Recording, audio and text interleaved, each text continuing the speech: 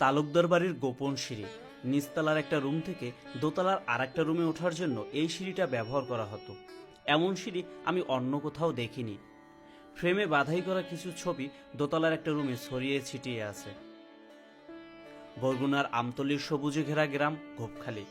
এই গ্রামে ঢুকলে হঠাৎ চোখে পড়ে বিশাল এক পুরনো বাড়ি। এটি সেই তালুকদার বাড়ি।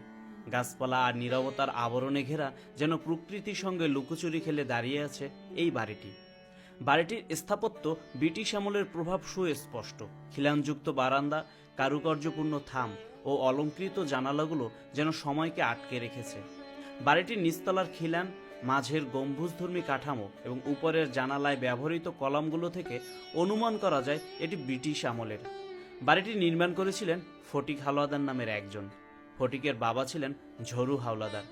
1800 শতকে পটুয়াখালী জেলার বাউফল উপজেলা থেকে এই এলাকায় আসেন তারা। সঙ্গে ছিলেন ফটিক। তখন এই এলাকা ছিল বন জঙ্গলে ভরা। ঝরু তা সাফ করে বসতি করেন। এরপর তিনি প্রচুর জমি হাওলা করেন। বাবার মৃত্যুর পর জমির মালিকানা পান তার ছেলে ফটিক হাওলাদার। তার আমলে পরিবারটি আরও বিত্তশালী হয়। ফটিক হাওলাদার তালুক অর্জন করেন। জমিদারের কাছ থেকে বন্দোবস্ত করে নেওয়া ভূ সম্পত্তিকে তালুক বলা হতো। এরপর পরিবারটির পদবি হয়ে যায় তালুকদার। ফটিক হাওলাদার তালুক অর্জনের পর 19 শতকের গোড়ার দিকে তিনি এই বাড়িটি নির্মাণ করেছিলেন 1920 সালের আশেপাশে। ফটিক হাওলাদারের কমপক্ষে 1000 একর ফসলি সম্পত্তি ছিল, যেসব তিনি অক্ষ করে দিয়েছিলেন।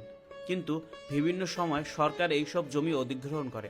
এখন তাদের এস্টেটে মাত্র 91 একরের মতো সম্পত্তি আছে। ফটিক হাওলাদারের 3 ছেলে ছিলেন।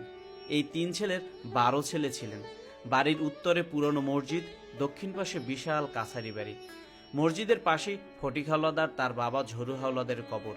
বাড়ির উত্তর পাশে 1 একর আয়তনের বিশাল এক পুকুর, তাতে শান বাঁধানো পুরনো ঘাট। বাড়িটির সব জায়গায় যেন স্থাপত্যের অনন্য ছোঁয়া লেগে আছে। কলকাতা থেকে মিস্ত্রি এনে তিনি এই ভবন নির্মাণ করেছিলেন। এর আসবাবপত্র সহ সবই কলকাতা থেকে আনা হয়েছিল। ভবনটি দীর্ঘ সময় ধরে পরিত্যক্ত। এখানে কেউ আর বসবাস করেন না। এই ভবনের ঠিক পেছন দিকে 8-10টা নতুন ঘর আছে, যেখানে বর্তমানে এই তালুকদার বাড়ি বা হাওলাদার বাড়ির লোকজন বসবাস করেন।